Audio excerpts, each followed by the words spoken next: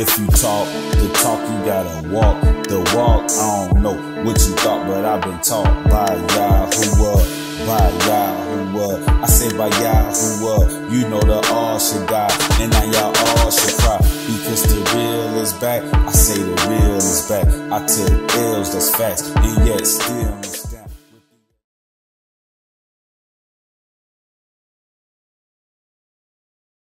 Shalom and greetings to all the Israelites out there and all of the strangers out there scattered abroad throughout the four corners of the earth. As always, I greet every last one of y'all in the one and only true name of the Honorable Abba Yahuwah. Now, today, I got a nice long message laid out for you all. But before I get into the message, I would first like to say that I hope that all of you out there that are Israelites, according to the flesh, and those of you out there who have joined yourself to the nation of Israel are rejoicing and are keeping your head high here in these last days, as we are beginning to see the manifestation of the prophecies that the Father spoke via the way his servants, the prophets. Okay, now, as I have explained to you before, here at K.O.I, we have the vision of this age. Okay, here in these last days, we have the vision. This is why it's important to make sure that you are locked in, because, see, a lot of these false prophets out here that say they are messengers and sent from above, these people have not been sent by Yahuwah, okay?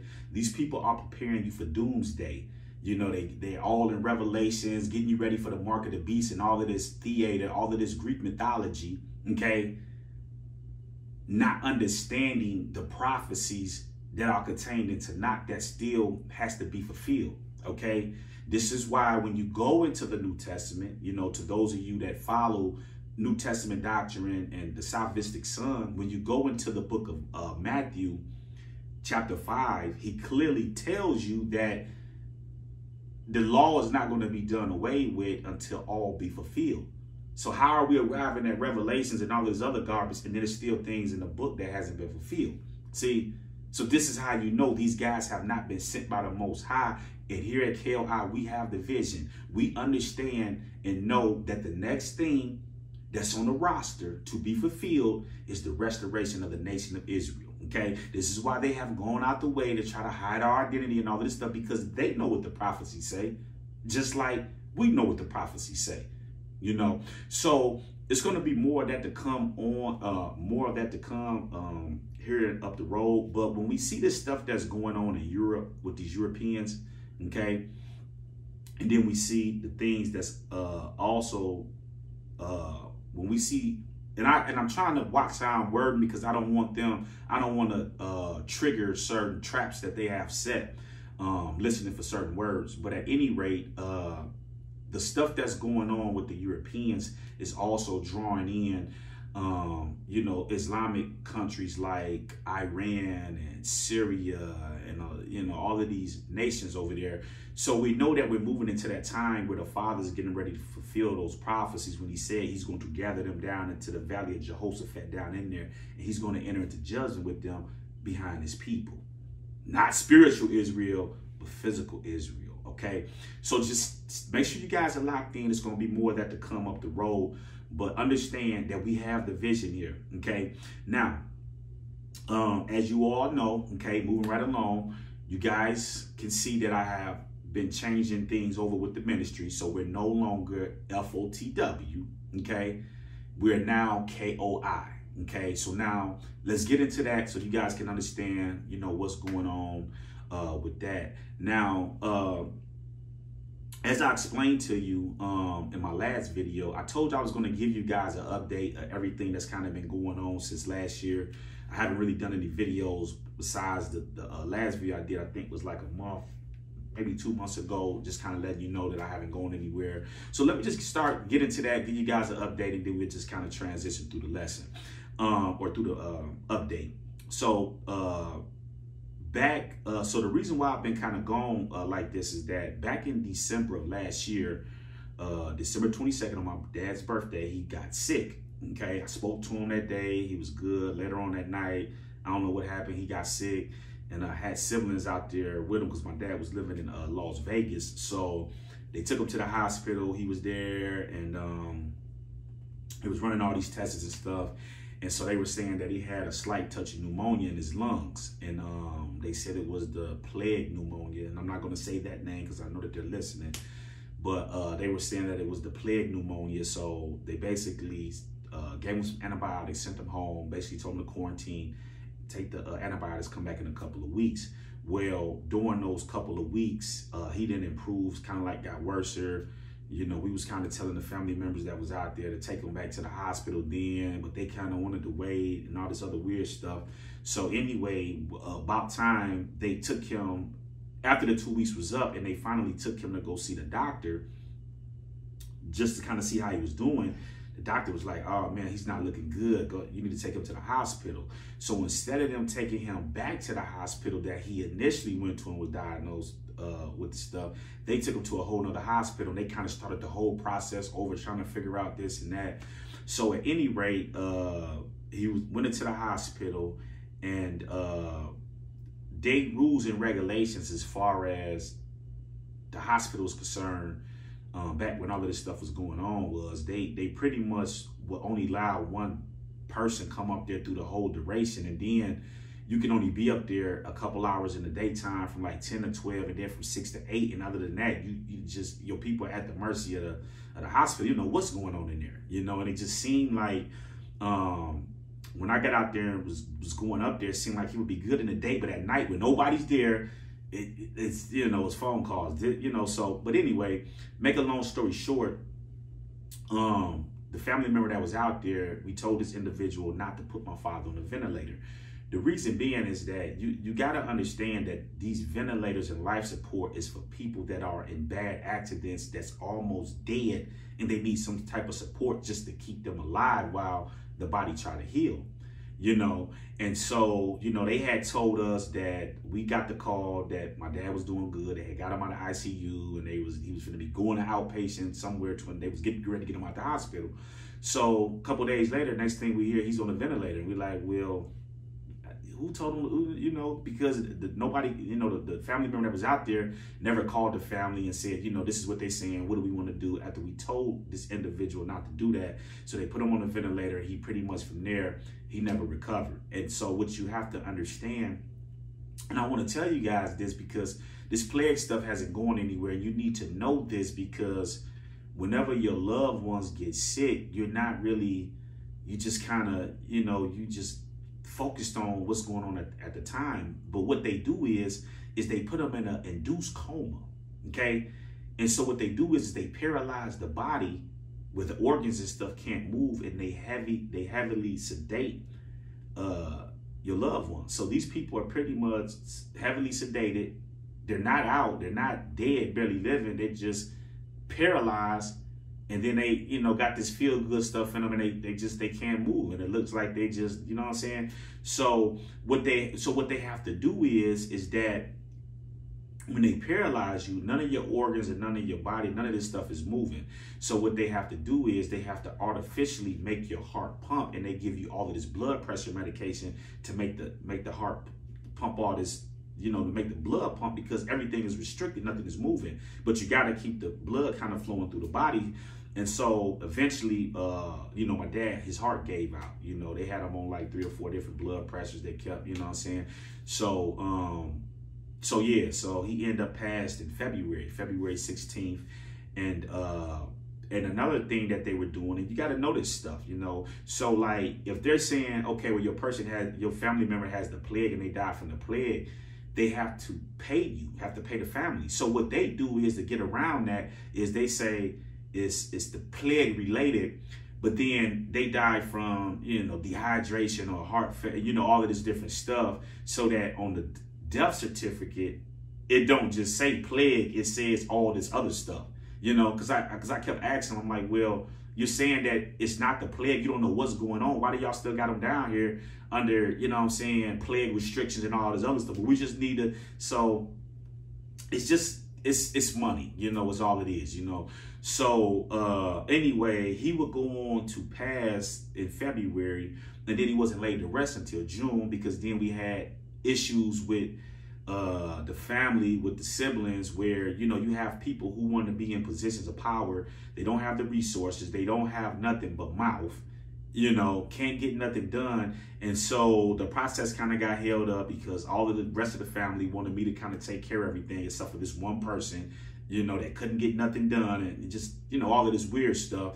And so you have to understand, when there's no will or no power of attorney in place, okay? Now, my dad had life insurance, but he didn't have any will or any power of attorney in place. And so what happens when that's not in place, these institutions can't favor one person over the other because they can be sued, you know. And so, you know, the funeral home is just kind of like, y'all gotta have to kind of go to court. If y'all can't figure it out, then y'all gonna have to go to court, and we have to get a court order because this is the only way we can move. And the lady was kind of telling me that they can hold those bodies in disputes like that. They can hold them at the funeral home for years until everything get settled if need be, if it takes that long. So I was just like, wow. But make a long story short, he was eventually put to rest in June of this year, okay?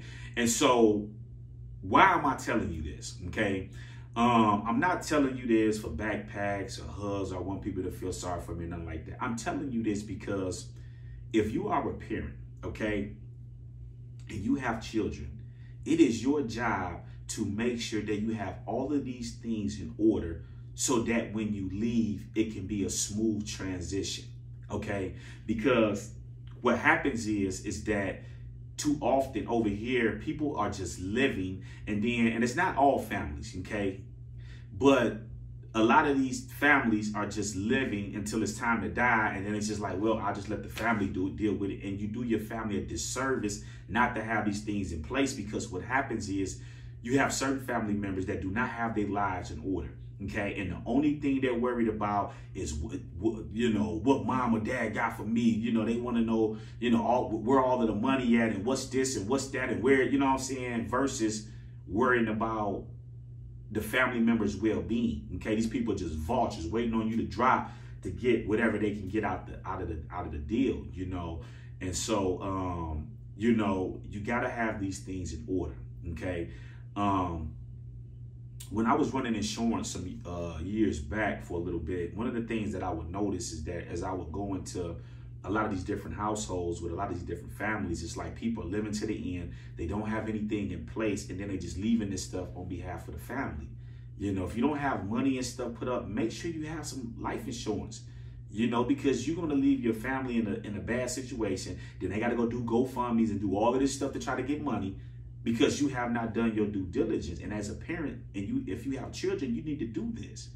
You know, that's why I told my mom, make sure all your wills and all of that stuff is together, because we ain't going through that no more. That's it. You know, so if you have parents that are up in age, make sure you sit down with them, because one of the things that I also found out is that a lot of people do not like to sit down and talk with their parents about death. And then what happens is that if, say your family and them have life insurance, when they die, the insurance company don't just reach out and contact people and say, oh, we got a check for you for this and that. Whoever the beneficiary is has to call them and tell them, so-and-so passed.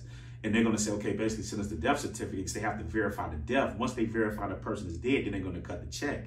But if nobody ever reaches out to them, they just hold on to that money. So a lot of these insurance companies are holding on to a lot of money because family members didn't tell their kids, or, whoever was responsible for them, that they have life insurance. And so they might have went out and paid for it with their own money, not knowing that they had, that they had insurance and stuff. So make sure that you sitting down, especially if you got family members, mother, fathers that's older, sit down with them and make sure all of their stuff is in order. We're all going to transition out of here someday, and we have to start being responsible. Make sure their wills are together. Make sure they have a power of attorney. That way, if something happens to them, they have somebody that's responsible legally that can take care of make decisions for them. Because if not, it's going to be a problem, and these institutions are not going to favor one family member over the other if there's no documentation. So to alleviate that, just have all the paperwork and documents in place. So that's pretty much that. And then kind of moving right along from June to now, I've kind of been working out the legalities with the ministry and stuff. Okay, so now we're operating now as a full ministry, like a regular ministry now, kind of minus the 501c3, you know, which is from my knowledge, it's like something that it's like a I don't want to say credit, but it's something when you get your taxes and stuff done at the end of the year, you apply that code to the, you know, to your taxes to get the benefits. And basically what we're kind of operating under is a 508. I don't know if it's a C1 or a 1A or something like that, but it's kind of like the opposite of the 501c3. So basically how the 501c3 work, from my knowledge, is that the government will give you, you know, all of these different benefits and, you know, tax breaks and things of that nature, but then you cannot participate in any type of political issues or, you know, anything like that. So you pretty much exchanging benefits for silence. Okay, now with the 508, you it's the other way around. You don't have to abide by those rules of the 501c3, but you just don't get any type of government benefits or breaks or anything like that, which we're not looking for that anyway. We're trying to get people off of that government diet anyway, so we're not, you know what I'm saying? So yeah, so let's kind of get into that, you know. So basically, at first, when I first started out doing this, I was just kind of like, just started teaching. It was just trying to get the word to people. But you got to understand that everything out here is business orientated. You know, I had had a lot of different things going on with different individuals throughout the years. One of the things that a lot of y'all are familiar with is when I had the little thing with Shalom Yah and Gilbert. He sent me what was it, a cease and desist. Okay, and I had some other stuff going on. That's not the only thing, but some of the people that was closer to me was basically kind of telling me that, you know, you kind of want to make sure that you got some type of protection in place so that you're not sued and stuff like this. And you got to understand that we're living in a day and time where people just don't have any type of integrity. You know what I'm saying? They're not about nothing, you know. And so people will create incident. And I'm not speaking about any incident in particular. I'm just saying in general. People will create situations. People will engage you. People will throw rocks, but when when it comes back on them and they got to play defense, and you know what I'm saying, they want to cheat, and they start biting like Tyson. You know what I'm saying? So I was at a place where I was just like, okay, we're going to this next level. I just gotta have everything in place, and everything here in the United States is business orientated. Everything, you know, the United States is owned by the District of Columbia, which the District of Columbia is owned by London, the District of Columbia, and the Vatican, Mr. Rome, okay? And so they own the District of Columbia. DC, that's its own separate entity, and DC, those entities own the rest of the United States. So all of this stuff is owned. You know, you can go to the Dun and Bradstreet right now, look up your state, see who owns it, see how much money it's making. Everything is business, okay? So I had to get some type of structure together. So we're now operating as a regular ministry. So, you know, make sure you guys are supporting. You're going to see, and I'm getting ready to get into this here in a minute, about the support, how you guys can support the ministry. So the next thing is, as you guys see, is that we're no longer F.O.T.W, but we are now K.O.I. So when I was in the process of putting this structure together, I had to figure out, I had to decide if I was just going to go with F.O.T.W or what the deal was. And the Ruach moved me to go with our heritage name, okay, our government name, Israel. You know, so we're no longer F.O.T.W, Fathers of the Way, but we are the Kingdom of Israel, K.O.I, okay? And the reason for the change is that as this information is being recorded in time, it's important that this information, as far as the word is concerned, is recorded under our government or our heritage name, okay, Israel, okay? Because this is how, you know, as things are being recorded in time, this is how people get lost, because we're operating under all of these straw man names, okay? And see, when you look at a lot of these different messianic groups that's got all of these different names, what they have adopted is a practice that they have observed from the church. And see, what the church has done is that when you look at like the Baptist, the Pentecostal, and the Methodist, and all these different versions of Christianity, you have to understand that these people broke away from the Catholic Church. See, the Catholic Church is the original doctrine. Doesn't matter how the Baptists and all these different people try to switch it up. The original doctrine is the Catholic Church. If you want to know what the people was worshiping back then in the church during that time period, thousands of years ago, all you got to do is look at the Roman Catholic Church. That's the mother church that all of these churches broke away from. We know Martin Luther and the Protestants broke away from them, but the Roman Catholics haven't changed their doctrine. They still follow the same stuff. The Pope still go bow down to the Black Madonna, the black woman and the black child, and all of this stuff. So all of these church entities have broke away from the Roman Catholic Church. This is the origin. So no matter how they try to repackage it and try to make it look good, this is the origin. Just look at the Roman Catholic Church. That's the mother. That's the origin where all of these different entities come from, okay? So people have followed those practices, and then they call their ministry this and their ministry that. And then it's like, when stuff get recorded in time, what is followers of the way? What is that? Oh, it sounds like some Christian stuff. And really, you know, we on Israelite time. You know, okay? We're not following Christianity, Christian theology, or none of that stuff. So it's important that when we record stuff in time, that we're recording it under our real name, okay? And so this is why we have moved from F.O.T.W. and now we're K.O.I, the Kingdom of Israel, okay? The other reason why is because when you go into Jeremiah, okay, the book of Jeremiah, chapter 31, one of the things you're going to find out is that a lot of people today say they're under this new covenant, okay? When we go and we look at where they're getting this from, Tanakh teaches us that the Father states that the new covenant that he's going to establish with the nation of Israel, with Israel and Judah in those days, okay? Letting you know that this is a covenant that he's establishing, not with the rest of the world and other people, but with the nation of Israel. So why would we be identifying ourselves as anything else but Israel? You see what I'm saying? And you're saying that you're following this, but you're running around talking about you're a Christian and original Christians and I'm this and I'm that. Nah, you know, that stuff is out the door. Okay, so let's kind of get into some things that we got going on as far as the changes with the ministry. Okay, so one of the things that we have changed and we're doing now is we are now accepting donations, okay? And there's a few ways that you can donate.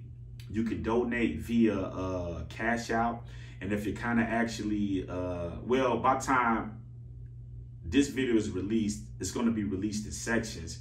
But by the time you get to this video, you'll be understanding like what's going on. But you'll see the Cash App information going across the bottom of the screen where you can donate to our K.O.I Cash App. You can go to our website and you can donate via our website too, okay? And I'm going to leave the description down, the link down in the description box where you guys can get to the new website. You can donate via the website. You can also support the ministry by, I now have a membership set up on the page, okay? Well, before I get to the membership, when you look at the top of the, where you can like and dislike and things like that, you have super chat and things like that that you can send if you want to donate that way. Also, I would prefer the Cash App. That way we don't have to have the tube all in our pockets. But if people feel like they want to go through that route, that's cool too.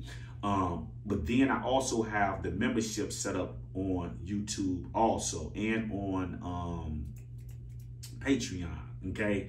And so basically what's going on is that if you're subscribed to our low tier membership, then you'll have access to the videos and things of that nature early. Okay, so like right now, you're getting this in parts, but the full video is done or will be done when I get done with this. And if you're subscribed to our low tier, I think it's like $2 or something like that, then you're gonna always have access to the videos first before they're actually released to the public.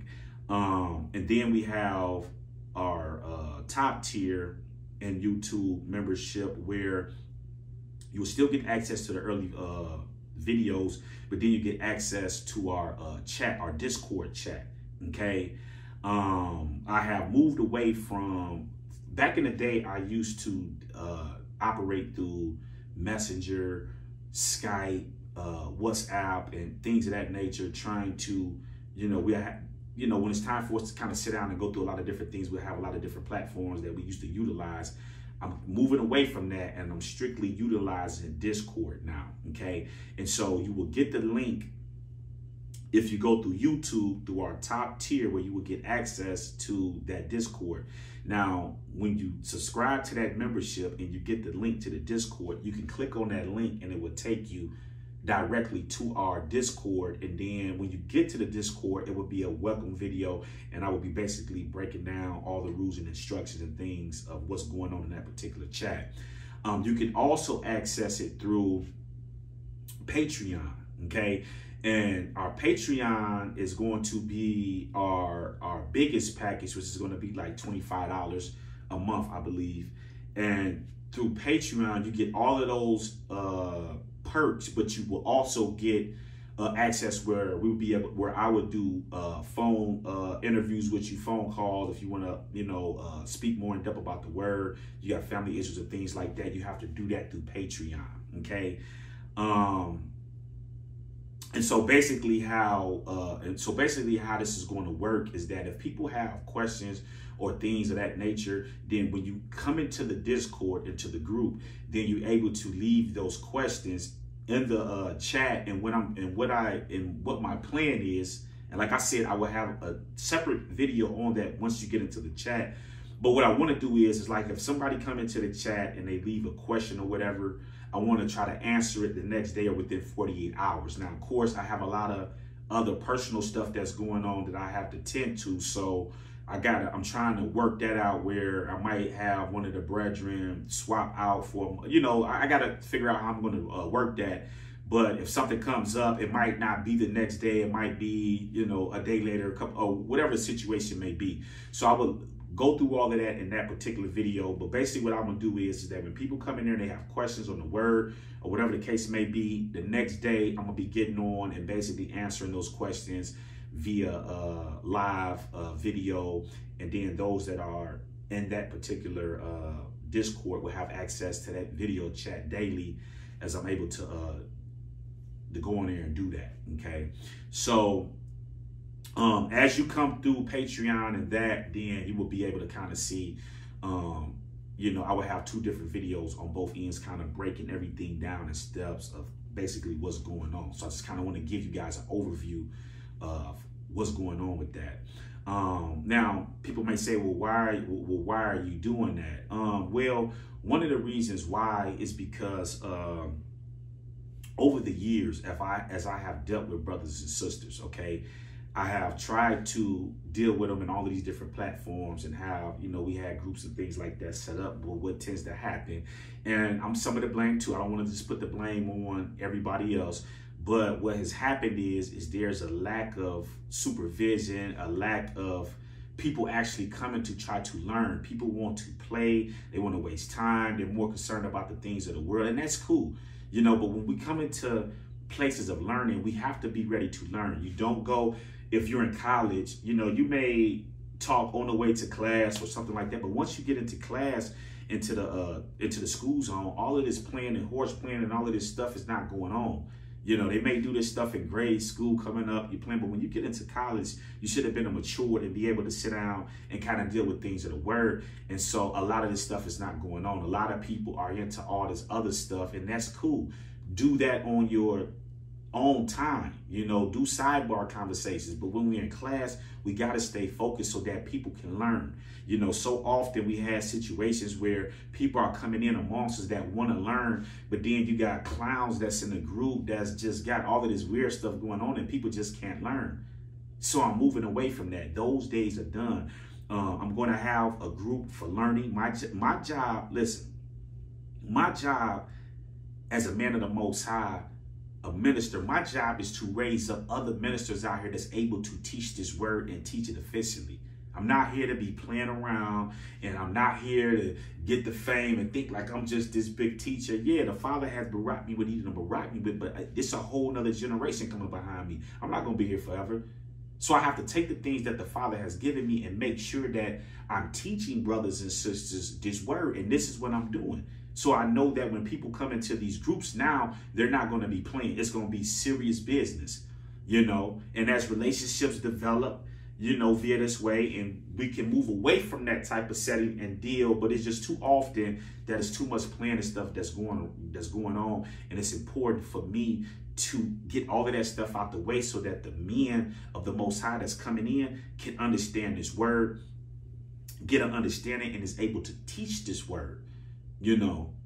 So that's one of the reasons. The other reason is that too often, you know, you have people that just want to waste your time. It's just like, for an example, I just had to move away from my brother that I've been dealing with for over 3 years because he's now trying to tell me that, oh, the Father name is not Yahuwah, okay? And so to all of you who I have dealt with personally throughout the years, okay? And even those of you that I haven't dealt with, in a lot of my OV, I have explained to you, when the Father opened your eyes to this lie of, you know, Islam, Christianity, or whatever walk of life you're coming from, and you know, like, okay, they have lied to me about these names or whatever the case may be, your job is to sit down and do your due diligence and to find out, what is the true name of the Father, okay? And at the time when I was believing in the Son, the name of the Father and the Son, okay? And so too often what people do is they will fall in love with certain avatars, okay? They may like your preaching style. They might like, you know, just certain things about you, and they gravitate towards you. And so what these people end up doing is, instead of them sitting down and doing the research and doing all the studying, they're still playing church. They listen to what you're saying, they listen to what this person's saying, and they're not doing no research. And before you know it, they lost in the sauce. They're ever learning, never able to come into the knowledge of the truth because they have not done their due diligence. See, and you have to sit down and figure out. This was the first thing that I did when the Father opened my eyes. What is the name? I see all these names out here. So how do I know that the name I'm calling on is the real name? I don't. So I have to look at every name and test everything against the book and against the Hebrew to make sure that the name that I'm calling on is in alignment with that. And see, people don't do that, you know. And so what happened is that this guy started taking like a Hebrew course or whatever the case may be. And so when me and him was talking not too long ago, he was saying that I could guarantee you, or something to that extent, that the name is not Yah. I know for a fact that it's not Yahuwah. So I'm on the phone listening to him, and I'm like, well, what's the name then? I don't know 100% for sure. I got a name that I think, but I don't. I'm like, well, what's the name? And he would never tell me. So this is the deal when you're dealing with these type of people, where you're going to learn the Hebrew. You're telling me this is not the name, but then you can't tell me what the name is. And this is another deceptive trick that they try to operate with, right? They want you to think that there's certain special rules that you need in order to break down what the Father name is, okay? What people got to understand is that the same grammar rules that govern the language of Hebrew and every other name in Hebrew is the same grammar rules and regulations that you use for the Father name. They act like it's a whole different system where you got to know all this rock is the same system that's used for the regular Hebrew names and things like that. Is the same grammar rules that you use for the Father name. It's not hard.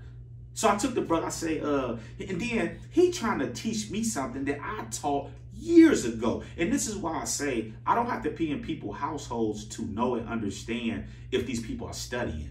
You know what I'm saying? Because if you're studying and you're watching the videos, then you would know this information and know that it was taught. And this is another reason why I'm setting this system up like this, because you will put a video. Now think about this. I'm taking my time, hundreds and hundreds of hours, to sit down and do research and do all of this stuff, while you taking your time to go out and enjoy all of this stuff with your families, your friends. You're doing all of this stuff when the weekend come or throughout the week. You're enjoying your time, and all you're doing is waiting on the video. And then when you get the video, you don't even watch the whole video. You watch a few minutes, but then people want to call you and ask you, well, what about this? I'm like, did you watch the video? It's all in the video. It's not like people are calling and saying, I watched the video, you said this, but I didn't understand this or that. It's like you asking me something. I'm like, did you watch the video? And most of these people have microwave mentalities. You know, they only have a few minutes. And then after that, they're distracted, you know, because most of these people are deficient in minerals, the things that they need in order to allow the mind to run at top efficiency. They don't have it, so they can't stay focused for about like 10 or 15 minutes. I'm like, bro, did you watch it? You know, it's like when I get into the lab, I'm in the lab. It's times I might get up, I might be in the lab from like 3 or 4 o'clock in the morning to like 8, 9 o'clock at night. Like I get down through there. I got that go. Like this is how I do it when I'm in the lab. You know what I'm saying? So these people want to sit up here and just waste time. And I'm like, I'm doing all of this research. I'm doing all of this stuff. And you can't sit down and watch an hour video and get the information. So this is why I have these systems in place. But getting back to this brother, I took him to the name of Jehoshaphat. I said, well, how you pronounce this name right here? Because he was trying to tell me that the Y cannot be a double letter. I said, well, how you say this name right here? He said, oh, it's Jehoshaphat. So he's going to use the Hebrew grammar to pronounce that name. And I said, so why aren't you using that here for the father's name? He gonna say, oh, well, that's because the vowel points is Adoni. And I'm just like, now you're taking the Hebrew course. You're trying to son me like I don't know what's going on. Like, I don't know this. Like, listen, this is what I want people to understand, right? Because these people that take these Hebrew courses, they think like it's deep. I can Google right now, what is the English grammar for a sentence? What is that? What are the rules for a sentence in English? Okay, whether you go to school or you speak the language, they're going to tell you exactly what it is. So the same rules that's being used to govern all this other stuff is the same thing with that. So he's trying to tell me that, oh, well, the vowel points is Adoni. No, it's not. Adoni has its own vowel points. When you look at the name of Yahuwah in the Masoretic text, they have it vowel pointed to say Yehovah or Yehovah is how they pronounce the Y as a V. But they have Yehovah. Okay, so where are they getting that from? They're getting it from the vowel points that's under the name. That's not no Adoni. What the Jews do today when they pronounce the name is that when they get to the name, they say either Hashem or they say Adoni. But they don't alter the actual vowel points of the name. They just don't say it. You see? So when you look at the vowel points for Adoni, it's going to be different for the name Yehovah. And if these people that's writing and speaking Hebrew, these people know the grammar rules. So if you're saying that the Y and the double Y, where is they getting Yehovah from? Yehovah from? Where are they getting that from? If that ain't the proper Hebrew grammar. So these people want to sit up here and make it seem like this stuff is deep and it's hard. So what Hebrew are you learning? Because these people that put this stuff here, they have that stuff vowel pointed to say that. They just don't say it when they get to the name. So it's stuff like this where you spend all this time around people. They're not learning. They're wasting all this time playing church because they're waiting on this fake doomsday. And then as time progresses, you can see how people not getting any understanding or they're not learning, you know. So I have to stop that, you know. I have to stop, you know what I'm saying, wasting my time with people that's really not trying to learn because I got other things that the Father want me to focus my attention on. You know, I'm not here to sit up and just, you know, yeah, if we build relationships and things like that, that's different, you know. But I have a lot of people in my life that I know outside of this, you know, that if I want to hang out with or talk, people that I know, and not people hiding behind cameras and keyboards, people you don't know nothing about these people, what they, what they got going on. So it's just certain things, certain mechanisms that's got to be put in place, and this is just what it is. Okay, so now let me break down and explain to you why we're taking donations and exactly what it is that you're donating to. Now, over the years, when I first started, I never took any type of donations, no monies from anybody. I had some years back, I had a sister from overseas that sent me like a package, a little care box with a lot of different miscellaneous things from her particular country, and I appreciated that. And her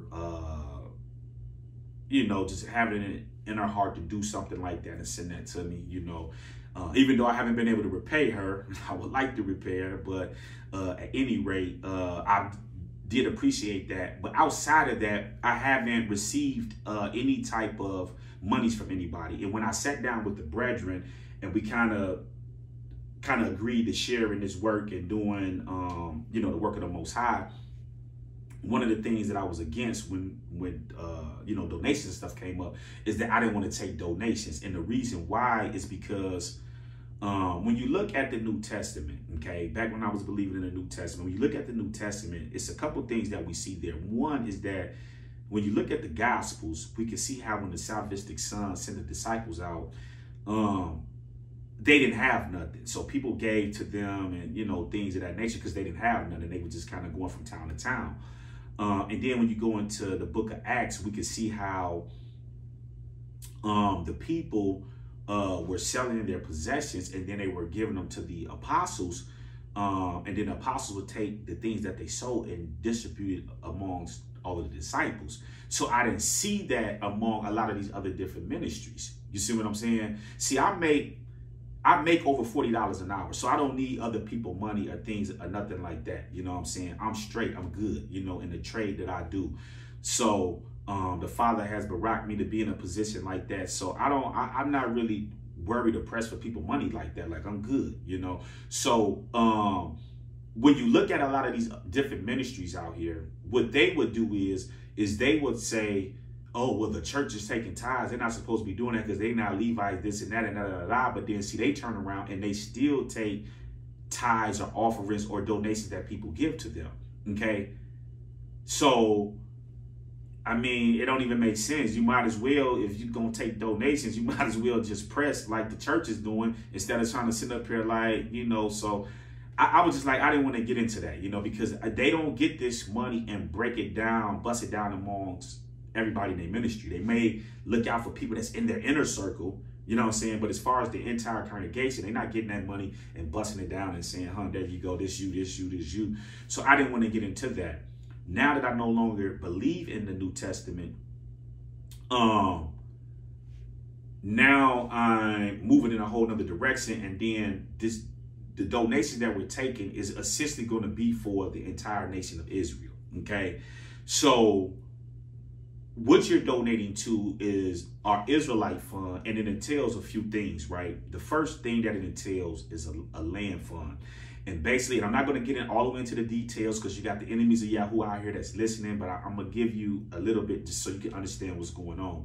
And as we move closer and closer to execution, then I let out a little bit more so because you have those out there that are listening and their whole objective is try to hinder this and hinder that because they haters and they, it is what it is. So anyway, we're putting together a land fund, and it's going to essentially be free housing, free land for people, okay? But like I said, I'm going to go more into that as we get closer to that, but that's essentially what it's going to entail. The other thing that is going to entail is an educational fund where we're going to eventually have a school, okay? And right now, I'm in the process of finding me a school right now that I can go to and where I can learn the Hebrew language fully. I know bits and pieces here and there, but I'm just finna now undergo that full conversion and just get in there and get it, because see, we're moving in a time where once again, the Father is in the process of fulfilling these prophecies. And he lets us know that in the last days, he's going to return back to the people the pure language. So Hebrew was stripping from us, and we were giving this bastardized tongue, this garbage, this trash language, English. So it's time to move back to the Hebrew. And one of the main reasons why is because when you look here in this nation and in various different places around the world, they have all of these different versions of the Bible, okay? And a lot of times you will see these clowns out here with, oh, I got this Bible, I'm reading out this Bible. But one of the things that I have taught you, and I'm going to keep stressing this to you, is we don't get caught up in translations, because we know that the original manuscript is where we need to be at. If we need to determine what word and what context is being stated in, we go back to the original manuscript and see, well, what word is there and what tense is the word is there, and read the verse so we can know what context it is. Because what these Bible snake handlers do is they know that when you're translating words into other language, when you're translating words from one language to another language, they know that some of these words have double meanings. So the KJV may translate it like this, but then here come the NIV over here looking and saying, okay, well, that word could mean this or that. So we're going to translate it like this, opposite of how they translate it. And then this is our version of the Bible where they can sell Bibles and it read different from this Bible and all this other stuff. So we have to get away from that, because both ways could be translated properly, but then it could be, well, what context is, might be in this context and not in this context, even though it's translated properly. That word is being translated properly in this language, okay? So once we get back to the Hebrew, we can read it straight from the original language, and we don't have to worry about this, what is a good translation to read and all this other stuff. We read from the original manuscripts, and that's it. So right now, I'm looking for a school. One of my partners, and I didn't even know this, but he was in Israel. He kind of went over there with the first wave and the Mona, with when all of that stuff was going on.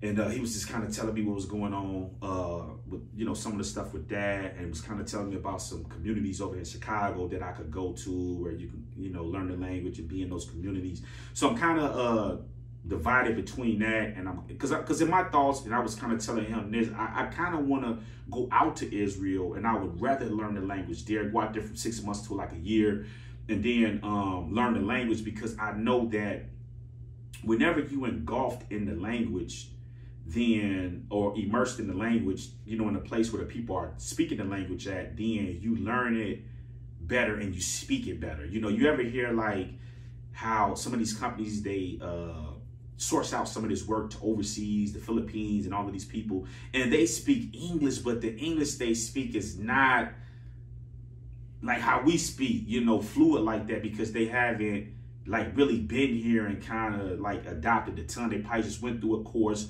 learned it, and then they kind of speak it, but it ain't like being there and you kind of saucy with it. You kind of, fluent with it. So if any of you guys know any good schools here or over there in Israel, let me know. Email me. My email is down in the description box. Email me. Let me know. I will look at some of those schools. And if some of you guys want to take this journey with me, email me, and we'll all take it together. Because what's going to happen is once we take the course and we go through and we learn the language, then once we set up and establish our school, then we'll be able to teach the Hebrew through the school. And then all of the people that's coming to the school, they're going to actually learn Hebrew. It's not going to be all this Mickey Mouse stuff, all this clown stuff. We got this school and all. It's going to be a real school for real learning, okay? Also, I'm going to, when I get to that phase, is we're going to also have a library, So basically what I'm going to do is that we're going to get the servers and stuff set up. We're going to get the servers set up where I'm going to be able to take the books and stuff that I have. And of course, some of the brothers around me, we all got books and things like that, but we're going to start scanning them into the server. And then once we get those books, okay, if you are signed up for our library, then you will have access to that. Because we got to get to a point where brothers and sisters have same. So a lot of the books and manuscripts and things that I'm looking at, you need to have access to that too. So we'll have all of that stuff in the library. As long as you sign up for the library, then you have access to that. And then you can come, and if we're reading out this particular book, then you can just download the PDF, and then you'll have that actual book, you know, on that digital book online. You know, that way we don't have to keep buying all these books. And the other thing that I'm going to do is when I get to that phase, if there's brothers and sisters out there that got books, I'm going to let you know when we get to that phase. And then if you got books, you let me know what you got. And then I'll have you send me them books. And then I will work something out with you because you did pay for the book. So we'll negotiate some on the side where I will give you, we'll discuss that. And then once you send the books, I will copy the books and we'll put them in the server. And then I will send the books back to you. Okay, so when I get to that point, then I'll reach out to everybody, and then we can start going from there. And then if it's books that we don't have already, then we'll take them. And then, like I said, we'll work some out where I will send you some type of monies for, you purchasing the book and then allowing us to copy them and put them into the database. Okay, so all of that's going to happen within our school. So that's things that's coming up the road. Also, we have an agriculture fund that we also going to have, and I'm not going to go all the way in depth into that, but one of the things that I'm going to say is that if you're somebody out here that's keeping the dietary laws, one of the things that you have to be mindful of is a lot of these places that we go to, and I know that we cook at home, but sometimes we want to go out to eat and go to a lot of these, the restaurants and stuff, and a lot of these restaurants are serving food where you may get clean food, but it's in the midst of unclean foods, and Tanakh teaches us that if these foods touch, whatever is touching is unclean. So we might go somewhere and, we might go to the fry joint, and we might want to get us some fried fish or something, and they're frying shrimp and all type of stuff in there in that same grease, so everything is just contaminated. Sometimes I like to go to Starbucks in the morning on my way to work, and I might get me like a cheese Danish or something. I have to let them know, like, listen, do not use those same tonsils that you're using to pick up all that swine and all that other stuff. Make sure you use a clean, clean tonsils. I don't want that stuff on, on my food that I'm eating, So yeah, I remember I had Dallas bagged up. I was at the airport, and it's like, I wanted a Texas tuna melt, and they had, the person in front of me was getting all this pork and all that, and I told them, I said, listen, I want a Texas tuna melt, but make sure you take the gloves off and all. I need you to clean. Man, they cleaned everything down. Man, I had everything bagged up, and the people that was there was Israelites. They was like, okay, we don't eat pork neither, so they like, man, we got you, man. So I'm like, cool.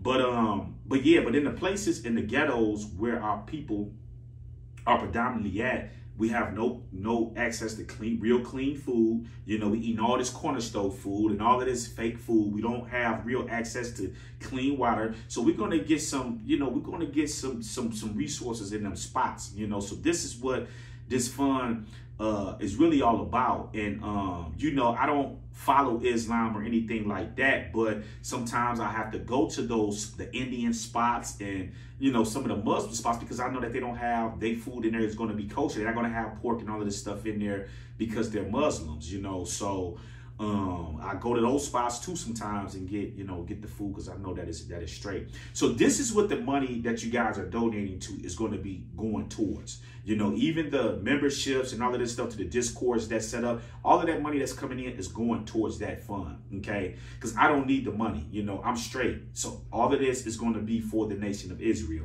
The other thing is that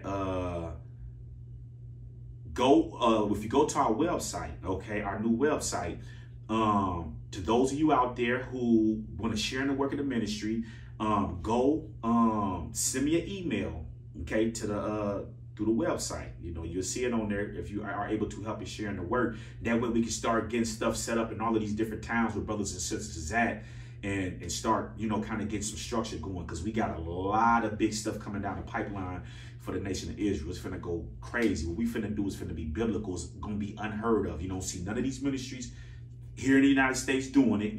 We getting ready to set the trend, because as I explained to you, we have the vision. So reach out to me if you if you have time to do certain things, just email me and say, hey, listen, I got, email me and I will get back in contact with you. Let me know, like, look, I got time for this, because we're going to need accountants. We're going to need people that's able to do a lot of different stuff within the ministry. So if you have certain talents and certain things like that, send me an email and we'll sit down and we'll talk, and then we'll see where we can kind of use you at in the ministry and just kind of get going. The other thing is go over to Israelite Talk TV. We got another channel out, okay?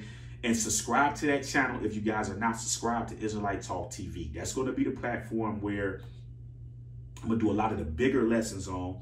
Okay, I'm going to still do lessons on this channel, but we got to start putting together, start setting up layers because of the silencing that's going on. You know, free speech has been under attack. And so they're putting in certain safeguards in order to try to silence a lot of people. So a lot of this truth is not getting out. So we got to kind of move with the flow. So we got Israelite Talk TV, where we're going to be doing a lot of the major, more controversial lessons on.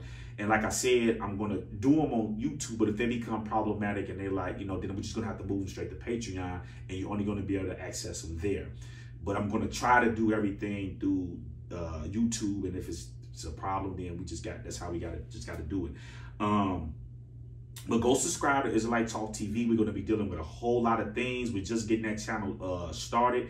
Right now, we're dealing with the things that's going on in the celebrity world, because the celebrities are the ones that's raising our children. These are the people that's corrupting our children. And so we have to hold these people feet to the fire, because we got to understand that these people that are in the ghettos and all of these different places, these are Israelites, you know.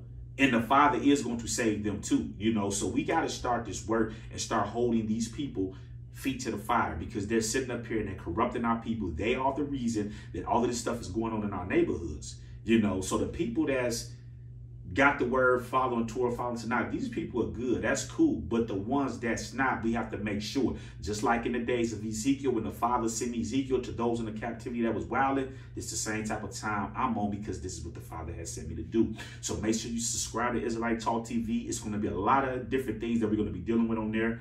I look to up the road have like some natural herbalists, you know, brothers and sisters that practice that, coming on the platform, people in business that knows about the economy. We have to start educating our people, because we just on this low vibration. So we're going to build that channel up. Go subscribe to the channel, share that channel with everybody you know, and then we're going to kind of take off from there. So I think that pretty much wraps that up. So moving right along, some of you all have been asking me about the videos, okay? Where are the videos at? Are you going to put the videos back up, or whatever the case may be? So I think this is a good time to segue into the last phase of this message and kind of get into the meat and potatoes of what most of you all have come here to hear.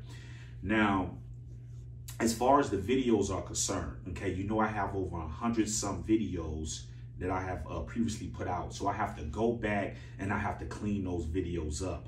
Now, the videos that I could clean up, I'm going to re-release those videos, okay? The ones that's going to be harder for me to clean up, I'm just going to redo those videos with new and updated information, okay? Now, the videos that, that are no longer relevant or in the vein or in alignment with the direction that I'm in and the brothers and sisters around me are in, those videos are not going to be coming back, okay?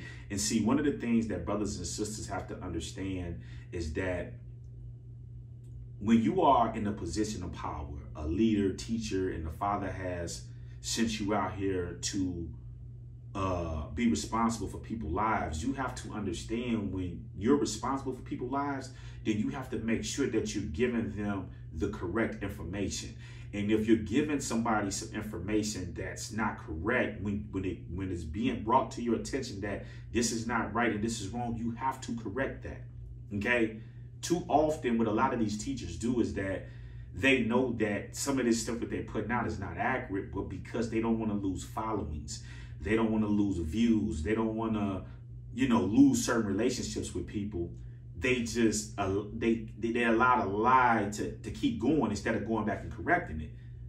See, I don't operate like that. Whenever something's brought to my attention that is not right, then I try to move diligently to correct those things so that I'm not misleading anybody. You know, a lot of these people want to be in positions of power, want to be the men and all this and that, but I don't per se like to be, I don't want to be responsible for people. You know, I want to be only responsible for me. So now that the Father has me in a position where I have to be responsible for people, I have to make sure that the information, the things that I'm doing is not hindering them or leading them down the wrong path. And if something wrong, I have to go back and correct it. You know, so we got to have that spirit of David. When Nathan came to him and said, the man I'm talking about is you. And he was like, oh, and he heard the correct thing. A lot of people don't have that ruach. They don't have that spirit. They just continue on like they didn't even see that they messed up. And let me say this. I don't care what teacher it is and whatever field it is. Everybody make mistakes. Okay? Everybody make mistakes. I don't care what teacher you like or whatever. We all make mistakes. Okay? You just got to be a bigger man to go back and correct those mistakes and, you know, make those things right. So that's what I'm doing. Now, let me say this, because what I want to do now is I feel like I owe you all some type of explanation on why I myself and other brothers and sisters have moved away from the New Testament. Okay. Now I'm going to be doing precise and in-depth studies on all of these different angles that I'm getting ready to speak on. But what I want to do is I'm going to give you guys real quick an opening statement. Okay. Just like you would do in court when you're taking a case to trial.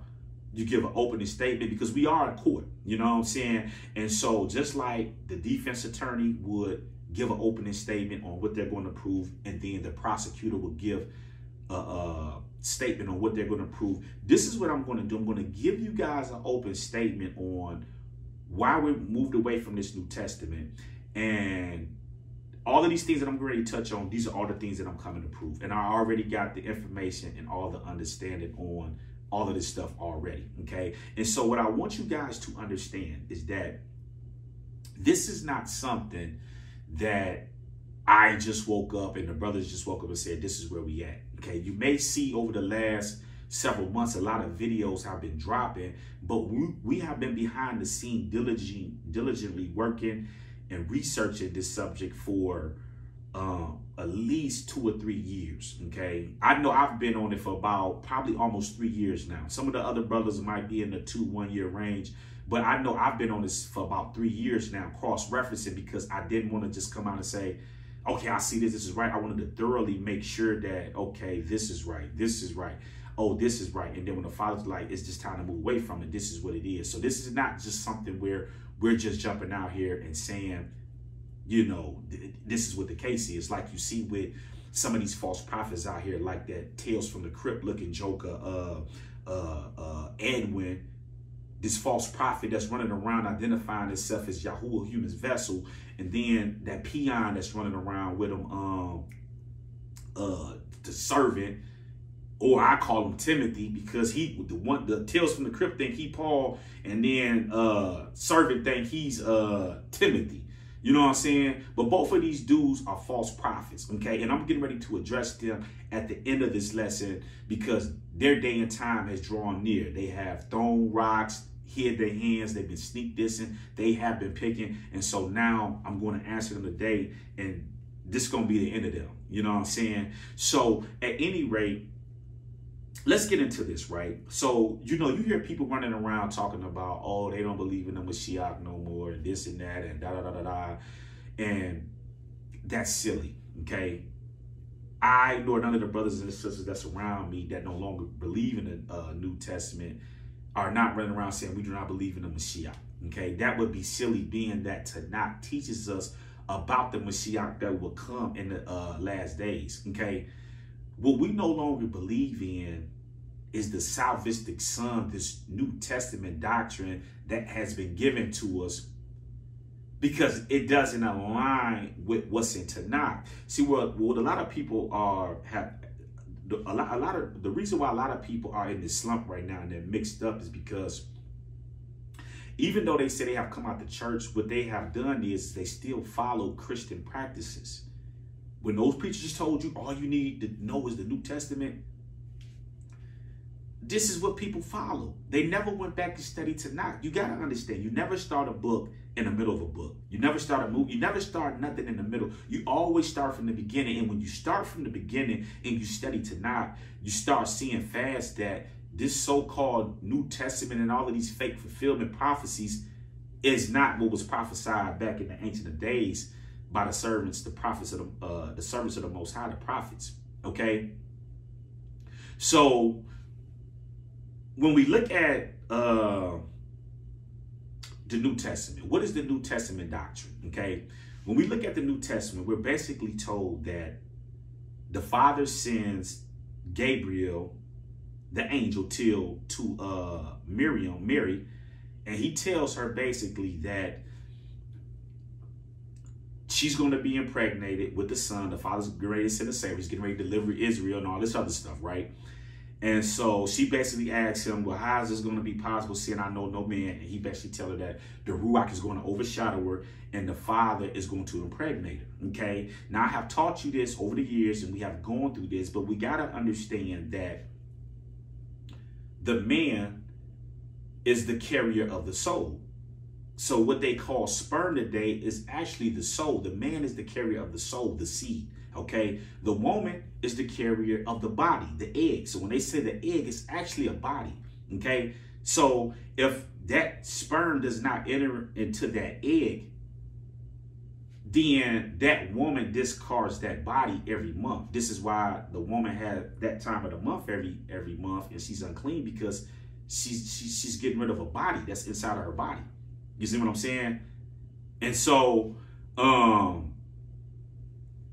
so when we understand that process, we understand that if the Father is impregnating Mary, he's basically putting that seed, that soul inside of that body, okay? So basically, this is what Mary is told, that the Father's going to overshadow you and what's going to come out of you is going to be holy, right? So then she gets pregnated according to the Gospels, and then she has baby Jesus, and then once she has the child disappears off the scene for 20-some years, and then he reappears when it's time for him to start his ministry.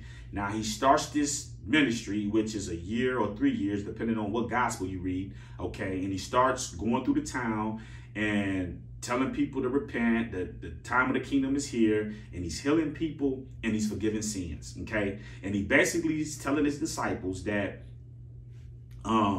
he's got to die and he's going to be killed on the third day and he's going to be resurrected basically to redeem all of mankind and all of this other stuff, okay? So then we get to the point where it's time for him to die and he's hung on the cross with 2 other robbers or whatever, and he dies, and then he resurrects, okay? And so once he resurrects, he basically tells, he goes and meets his disciples and told them, see, I told you, I told you, you know what I'm saying, I was going to resurrect, da, da, da, da. And so he basically tells them to go out, make disciples, baptizing them in the name of the Father, the Son, and the Holy Spirit, right? So then we move on to the book of Acts. So then once we get into the book of Acts, we see where Peter and Paul is pretty much telling the Jerusalem council that there is no salvation in any other name but Jesus. And I'm going to explain to you why I'm using the name Jesus. Y'all probably like, well, he's not even using the name Yahuwah. Okay, it doesn't even matter at this point. But at any rate, he basically tells the Jerusalem council, there is no salvation in any other name but Jesus. You got to believe in the name to be saved. Okay. Which was one of my favorite verses, okay? So now, then Paul comes along, okay? Now, Paul has some of a different doctrine. Paul doctrine, when you go into the book of Romans, chapter 10, I believe, he basically is saying that you have to believe on Jesus and believe that the Father has raised him up from the dead, you know, in order to be saved, okay? And he reiterates that in the book of 1 Corinthians chapter 15, when he was speaking about if there's no resurrection, then basically the people still in their sins and all this other stuff, okay? So basically from that point, Paul is the last point of reference where he's pretty much telling us that, you know, we're going to be caught up when the master comes. Everybody that's alive is going to be caught up, and everybody that's dead is going to be raised from the dead. And then we 2,000 years up the road, and life has continued, okay? So what is the problem with this story, okay? First, when we start at the virgin birth lie, okay, there's nothing in Tanakh that shows that there's any prophecies concerning a virgin birth. Okay, that's number one. Okay, when you look throughout the entire Tanakh and all of these people that come out and try to defend that false doctrine of the virgin birth, the only verse that they have is Isaiah chapter 7, verse 14. That's the only verse in the Tanakh from Genesis all the way to Malachi that they have to support a virgin birth. Okay, and so what happens is, because I just watched this this dope fiend, this crackhead that's always running around talking about hypocrite and all this other stuff, and he finna get into he was telling the brother Frank that he was finna get into Hebrew scriptures and he was gonna do this and do this and do that. And I'm sitting here and I'm watching this joke. I'm eating the apple watching. I'm like, where this dude finna go? He spent, I don't know, about 30 minutes, an hour hypocriting it up. Hypocrite. I'm like, where he finna go? I'm watching him. Man, the man went to Isaiah chapter 7. And if I'm not mistaken, he read one or two verses. He either read 13 and 14 or he read 14 by itself. And then he Forrest Gumped it right on up out of there. You know what I'm saying? Right up out of Tanakh straight to the New Testament, to Romans and all this other stuff. And let me say this, okay? Because I'm hearing chirping, I'm hearing chatter where, you know, people are trying to compare the New Testament, because we know the Gospels and things like that are anonymous. So they're trying to compare that with the Old Testament. So let me explain to you guys what the word of the Most High is, because I think people get lost on this and they run to the New Testament and they think that this is authoritative. And Mark said this and John said that and Romans said that, but we're telling you that it's fake, so that means nothing. You got to verify that stuff first before you start attempting to try to use that, you know what I'm saying, as the word of the Most High. But let me explain something to you, because people have a hard time differentiating and understanding what the word of the Most High is, okay? When you go to When we look at Tanakh, okay, because I hear people saying, well, they say the same thing about the books of Moses. Moses didn't write the books. Well, one thing we have to understand is that Moses never said that he wrote the books, okay? If we study Tanakh, see, these are people that don't study Tanakh. They are unskilled, unlearned peewees, like I told you before, right? When you look at the first 5 books of Moses, what does Tanakh teach us? It teaches us that when we go back into the book of Exodus and we look at the account where they made the golden calf and Moses had went up on the mountain to get the commandments, Tanakh teaches us that the Father wrote and gave him them commandments. Because when he came down and he broke the stone tablets, what did the Father say? Bring the other set of tablets and I'm going to write them like I did the first time. So when Moses went up into the mountain, he was there for 40 days and 40 nights. The Father gave him that law that you see in the book of Exodus, Leviticus, and Deuteronomy, and Numbers, okay? He gave him that.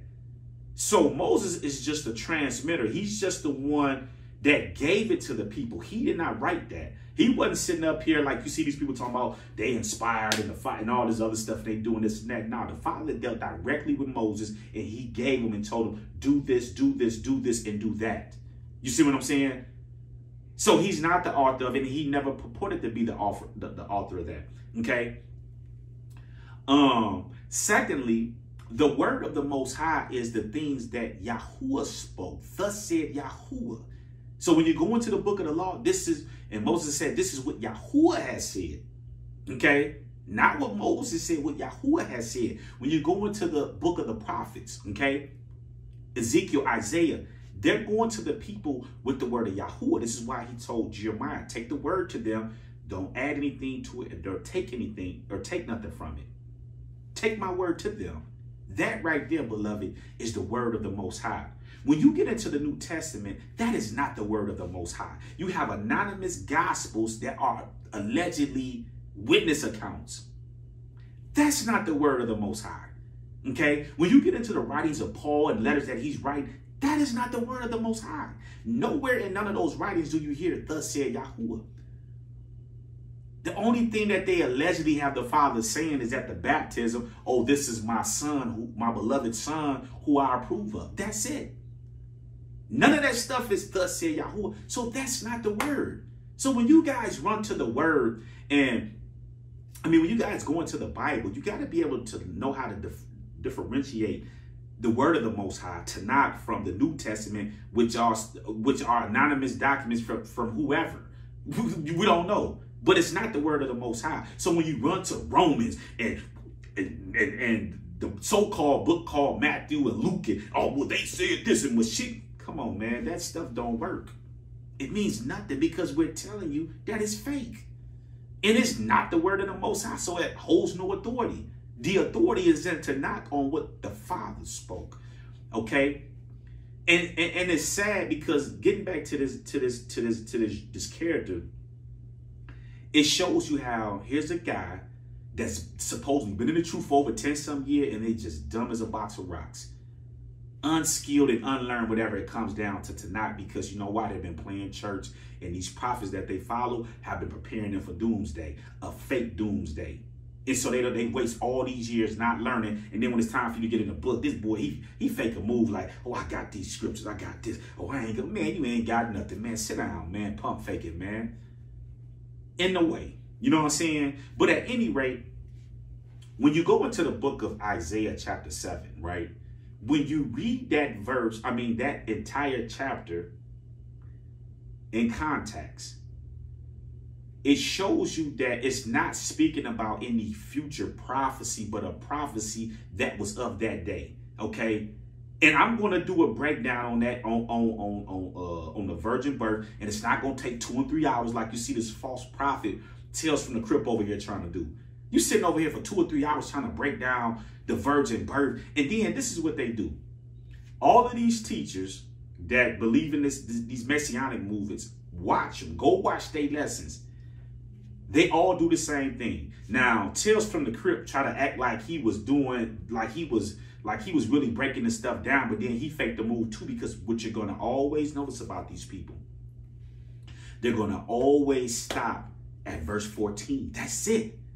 They're going to stop at 14, and they're going to take you to Genesis, and then they're going to take you to Romans, and they're going to take you, let's go to the book of Luke. Because if they keep reading, it's going to prove and show you that this is not talking about any future prophecy of any virgin birth. It's speaking about the days and times of Isaiah, and I have a lesson, and I believe it's coming right behind this, where I'm getting ready to break that down, and it's not going to take 2 and 3 hours. I'm not going to use all this witchcraft and sorcery and go here, this is a mirror of this, and go here and go there, but they never keep going. Go watch that trash that boy put out. That man tried to break this down, and it was a double prophecy. He rejected the first prophecy and stopped at 14, didn't go below 14. See? Because they know that it's going to prove that this stuff they're talking is a lie. Okay? So there is no prophecy in the Old Testament or in Tanakh about any future prophecy of any virgin birth or any salvific son coming via the virgin birth. This is why when you look at the New Testament, okay, and I'm coming with the lessons on that on the breakdown as I'm getting ready to show you in that series, Examine the New Testament, the development of the New Testament, okay?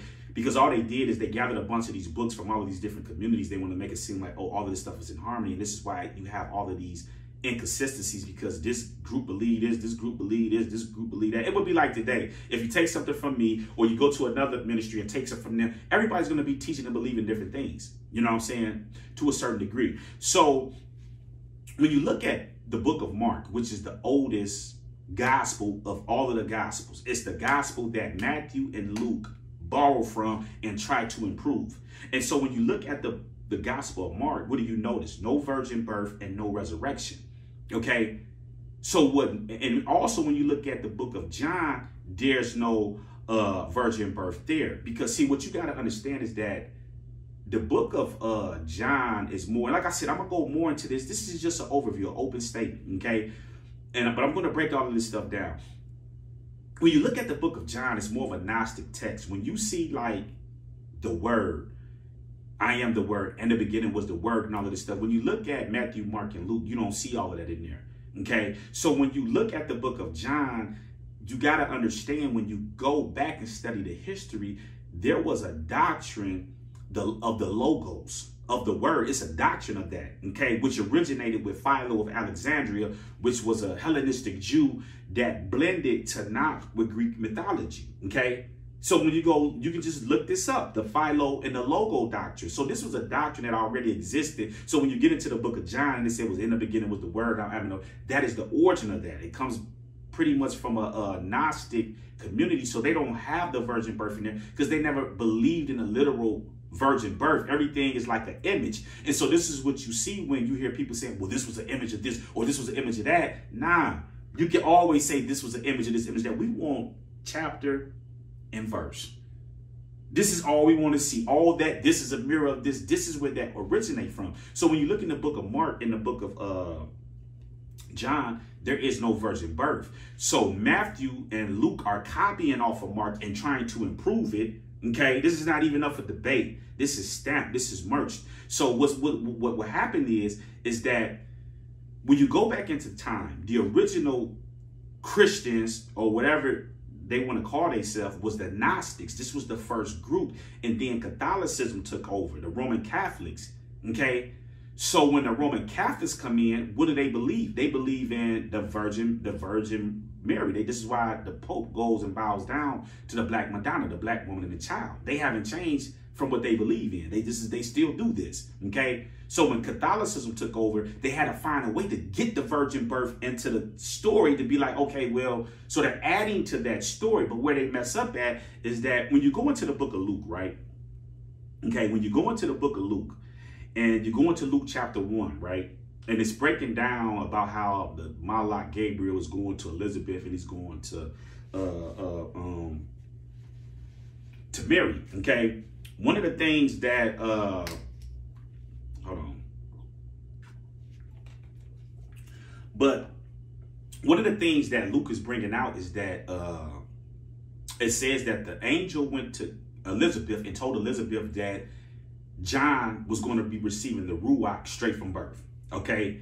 And so it brings out that when Mary came into the house 6 months later or whatever, that when she came into the house and she spoke, the baby John received the Ruach, right? And so it's a couple ways that we can look at this, okay? We know that she was pregnant with baby Jesus, so either baby Jesus anointed him with the Ruach in the womb, okay? Or Mary had the Ruach on her and she anointed with him. Yeah, well, however way you want to look at it, he got anointed from the womb so that it could be fulfilled that he had the Ruach straight from birth, right? So if Mary has the Ruach inside of her, mind you, that the Father has impregnated her womb with the Ruach HaKodesh. That seed is inside of that body. If Jesus already has the Ruach, why does he have to be baptized again to get the Ruach again? This is why I said, so the man disappeared for 20-some years. We don't know what was going on with him, because obviously he didn't have the Ruach, because we know that he didn't get the Ruach until he went and seen John, because it said when John baptized him, the heaven opened and the Ruach descended like a dove. So what did the Father put in Mary's womb? If he put the Ruach inside her womb, why would he need the Ruach again? Why do he need the booster for? You see what I'm saying? So John has the Ruach straight from birth, but the person that's giving you the Ruach, so that you have the Ruach when you come into the earth, they don't got the Ruach. They got to come back and see you to get.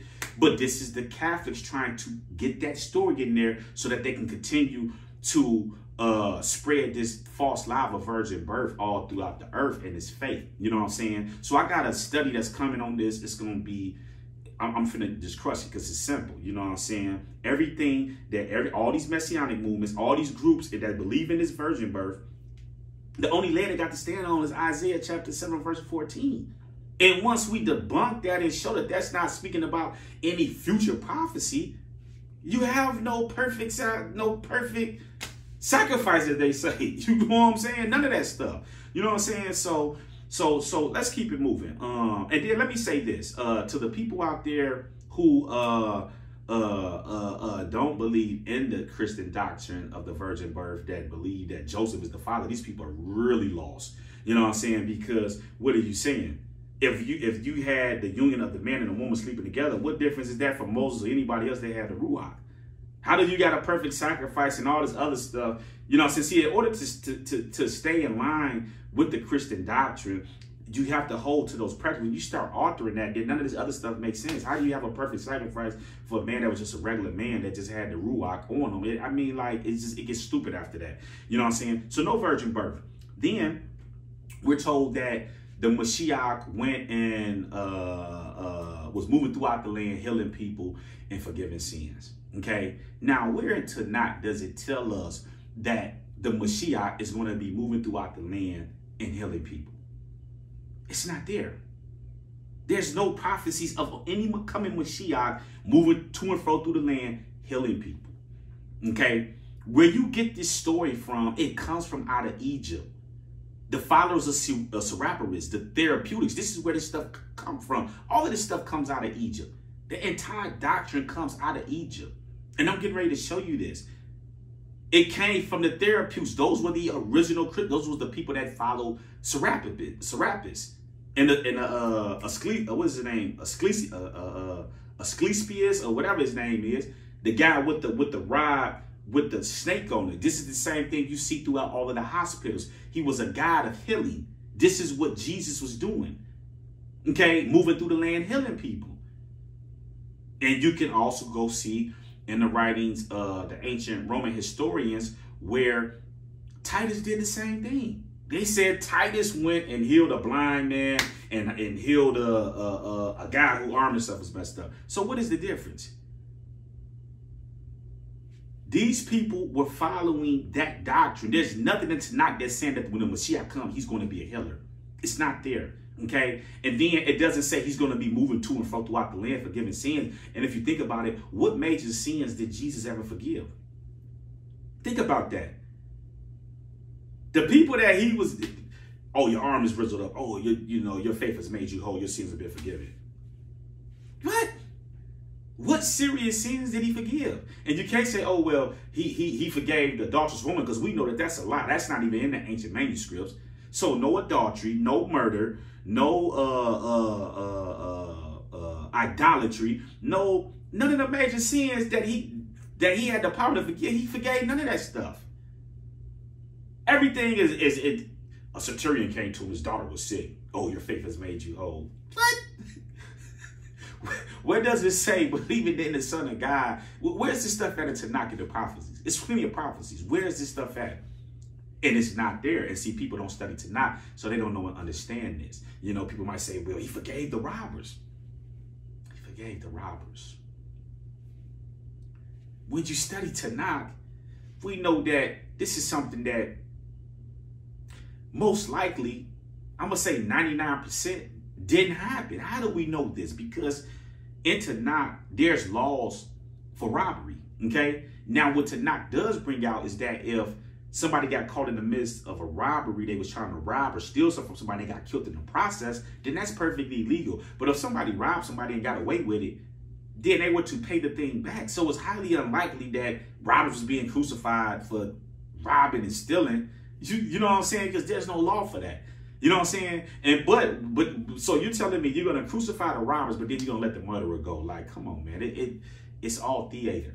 It's Greek mythology. It's made up. It's fake. You know what I'm saying? Now, the other thing that I want to touch on is that where does Tanakh teach us that we need a Mashiach to save us from sins?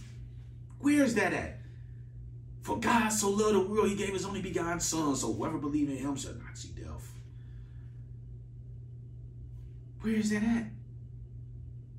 It's not there. I'm going to teach you this also. When you go into Tanakh teaches us when it speaks about salvation, do your research. Okay, and it don't matter if you do it or not, because I'm bringing the receipts anyway. When you study Tanakh, it teaches about, when it speaks about salvation, it speaks about the Father delivering Israel, the physical people, from the lands that he scattered them from. This is why these people have gone out the way to hide our names. See, the Father has already told us. Check this out. The Father has already told us when he gathered us from these places. Go read the book of Ezekiel. He's going to bring us into the wilderness where he scattered us from, and he's going to enter into judgment with us. And then before he sent us back into the land, then he's going to sprinkle us with clean water. So what is all this? I've been baptized. I'm saying, ain't none of y'all saved. Ain't none of y'all baptized. It's all theater. Just check the credits. It's there. It speaks about the Father delivering the people not to sin. The Father's going to forgive his people for the sin. He already said that. He don't need any salvific son coming and dying for no sins. Because he already said when the people turn back to him. Go read Isaiah 59. Go read the book of Malachi. This is why they try to throw John the Baptist into there. Because the people that's the snake handlers, they know this stuff. So they's like, okay, we know the Mashiach ain't coming until, so they try to throw John the Baptist into it. But what do we understand about that? Because they try to make it seem like John the Baptist is fulfilling the prophecy where it says that because the Mashiach is not coming until the people turn back to the Most High. Then he's going to send the Mashiach. And when you look at John the Baptist in the days and times of the Mashiach, what does it tell you? It tells you that the people never actually turn their hearts back to the Most High. This is why when the Mashiach, or the salvific son, as they say, was moving through the land, what did it say? It said he went to the, let me pull that up real quick. Let me pull it up real quick.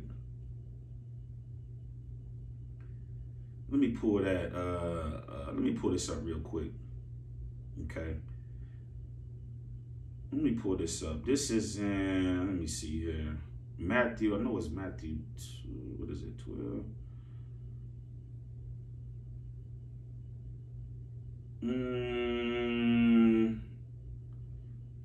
Let me see. Let me see. Let me pull this up.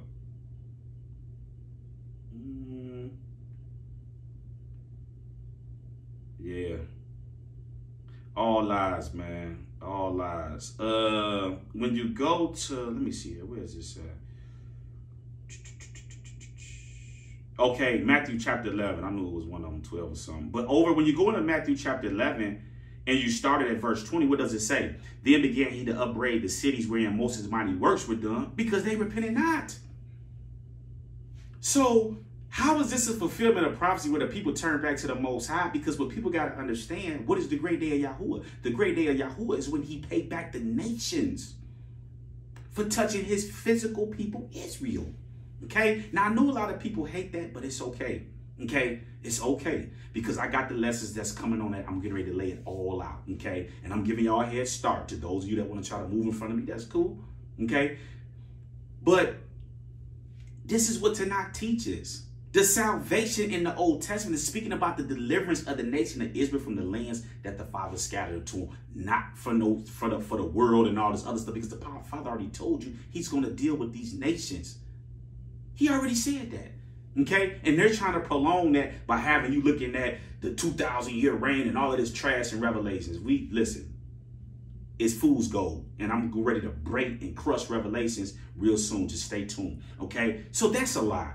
You know what I'm saying? And when you just start looking at all of this stuff, they say that he was supposed to die and resurrect on the third day. Where is the prophecies at on that? There's no prophecies on none of that stuff about the Mashiach dying. All they have that they try to use is Isaiah 53, which is a misinterpretation of Isaiah 53. Okay? Think about that. This is all they got. So once Isaiah chapter 7, verse 14 is debunked, and Isaiah 53 is debunked, it's over with. What do they have? They have nothing else to not to stand on out of all of the prophecies in the book. Okay? So, nothing about a second coming of the Mashiach and all of this other stuff. It's all trash. Okay? Now, the last thing I'm going to say before I move into the last phase and get to these false prophets is that I did a lesson, right? Because if you guys remember, there was teachers that was proclaiming the name to you. I'm the one that taught you the name of Yahuwah and Yahushua, okay? And I'm here to tell you that the name of the Father is Yahuwah and the name of Joshua is Yahushua. But where the problem is that I did a lesson titled, Where's Jesus? And those of you that's been around, you watched that video where I take you back into the old manuscripts and show you that that name, Jesus, is not there, okay? But where I messed up at is that when you look at the ancient manuscripts, there's no name in those manuscripts. There's no Jesus, where they getting Jesus from. There's no Yahushua, no Yahweh. None of those names are there. It's a nomina sacra. And I'm going to break the nomina sacra down because this is a sign and symbol that's been around for years, way before the times that they claim that the Mashiach walked the earth. Okay? So if there's no name in the manuscript, then we're not to anything from the word. How are you putting a name into something that's not there? You're basically taking a blank check in case already anonymous. Then there's no name in there for the so-called salvific son, and then you just put a name in there. You can't do that. There's no name on those gospels, and there's no name in there for any salvific son in none of the writings. People are just adding names. This is why you got all of this confusion. Oh, I'm using Jesus, or I'm using Yeshua, or I'm using that. Man, we're getting away from that because it's all trash. There's no name in there, and that's just what it is. Okay? And so what you got to understand with these scholars is you never really hear the scholars too much talking about this, because if they do that, then this is going to be a mad exodus out of the church, and there's nothing else to talk about. See, they got to make money off of this stuff. You know what I'm saying? So they're going to keep talking about this point or that point, but it's just to make money. But they know this stuff is fake. Okay? Most of these scholars are not no real diehard church followers and all of this stuff like you see in the church while people is tied in at, you know what I'm saying? So you got to understand that that's a lie. So it don't matter if you use the name Jesus or whatever name it is, because there's no name in those manuscripts. So you can use whatever name you want to use. Ain't no name there. Okay, and to put a name in there is adding to the word, and it's simple as that. And when you go look at the manuscripts from the 2nd and 3rd century, and most of them from the 4th century, all of the ancient manuscripts that's being recorded to our New Testament has no name in them. And the thing that's funny is I look for anonymies, okay? And one of the things you got to understand is that all of these ancient manuscripts being recorded to the New Testament come out of Egypt. All of them. Okay, you have nothing in the so-called Bible Belt. You have nothing in Rome. You have nothing in Ephesus, Corinth. All of this stuff they got out of Egypt. They either bought it. They bought most of this stuff from antique dealers. You know what I'm saying? So if somebody is selling you something, they're not looking at this stuff as any value if they're selling it to you. Why don't none of the churches in Egypt have this stuff if it's so, if there was so much of the word, you know what I'm saying, or whatever it is? All of that stuff come out of those mystery schools in Egypt. And it's simple as that. When you look at all these ancient manuscripts from the Baudiers, the Bodemirs, and the Chester Beatty and all of this stuff, those documents were bought from antique dealers. I'm going to bust all that stuff up. So that's just what it is as far as the New Testament is concerned. Now, people may say, well, why did they do that? What was the purpose of that? It's simple. When you go back to the time, this is why you have to study Jewish history. These teachers want to run you into the church fathers and church history. You got to go back to Jewish history to understand what was going on. You had the rise of all these different so-called Mashiachs, people that were rising up because they knew that the Mashiach was coming in the last days, and they thought they were in the last days. So whenever you had these uprisings with these leaders and stuff that was trying to get from under the Roman rule, they was killing them, getting them out the way. This is why when you go into the war scrolls, you see the time where our ancestors was warring with the Jews trying to get from up under their rule, but they didn't understand. This is why when Josephus said when he defected, he understood like the Father went with them, and this wasn't the time. This is why he told Titus, oh, you the Messiah and all this other stuff to save his life. And he was, you know, one of the reasons why he was able to write the church history and kind of preserve some of the history. You see what I'm saying? And so that's what was going on. So this is why they gave you a Messiah to stop all the uprising and the leaders and things like this. This is why whenever you see any Israelite, any of these leaders raising up, the Martin Luther King, they get them out the way. You know what I'm saying? Because they know and understand what the prophecies is. So I'm going to be going in and breaking all of that stuff down. Now, let me get to these false prophets, right? This Tales from the Crypt looking joker, Edwin, running around calling himself Yahuwah human vessel, and Jensen, this dude running around calling himself Yahuwah's servant, Yah servant or whatever. You know what I'm saying? Both of these dudes is nothing more than false prophets. Okay? And so they've been taking these shots. They've been nitpicking, throwing rocks and hiding their hands. So now I got to deal with them. And one of the things that I hate is a liar. This dude made a video, Timothy, because Tales from the Crypt, he think he's Paul, and Jensen think he's Timothy. Okay, so he made a video lying, talking about what we tried to deal with them, but then people and all this other stuff. Let me explain to y'all what happened, because I let them get away, but let me go and expose to you what the deal is with these fakes and phonies, right? So years ago, when you saw the videos, we was dealing with these individuals, like Rob said when he came out in the video, he was trying to get all of the ministries together as one. We should be in one. We all, you know what I'm saying? And so I forget exactly what happened, but I think that him and Timothy got into some, and then they end up talking or something happened, which kind of triggered some type of response from me. I can't remember how it went, but I know that he reached out, and then we end up was talking, because that was like kind of in the midst of the Shalom Yah stuff, like the first time, you know what I'm saying? So when he reached out, we was on the phone call and stuff, right? And we was talking because he was speaking about, because what ended up happening is when I first came into the truth, Jazz sent the email or sent something to his page, but she wrote it in Followers of the Way, F.O.T.W. So when me and him eventually talked over a year and a half later, he was talking about, yeah, I seen that, this or that, or some, and I was like, well, people are reaching out to you. Why ain't you responding back to them, or, you know, whatever the case may be? He tried to tell me, well, man, when I first started, Yahuwah just told me, don't say nothing, don't respond. And I'm sitting here listening to this dude. I'm like, I know this dude lying, because what does Isaiah 53 teach us? Any prophet or messenger of the Most High is going to cry loud and spare not. The Father is not sending no weaklings, no wimps into the earth to preach no word, and you just going to be quiet and all this other stuff. No, the Father is going to anoint you with the Ruach that you need in order to get that job done. You know what I'm saying? So I'm just like, whatever. But really what he was trying to do is he was trying to check me on this Bennett stuff. You know what I'm saying? The Shalom Yah stuff. Because, you know what I'm saying, he all on Bennett job riding that thing like, oh, you know, whenever elder, this and that, and this is my thing. I respect my elders. I have no problem with that. But this is the deal. Just because you're an elder doesn't mean that you're exempt from being reproved and corrected when you're in error. You don't get excluded from that just because you're an elder. You know what I'm saying?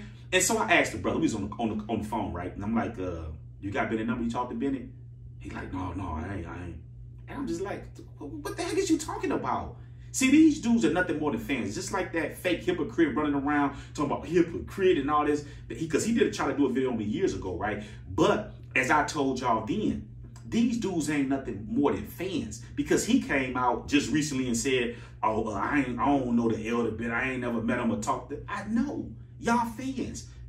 What I know and understand is Bennett is way smarter than these dudes. He's not finna waste his time dealing with no tales from the crib and this goofy running around. He'll take the free promotion. You can promote Shalom Yah, but he ain't messing with you or coming around, y'all. Y'all goofies.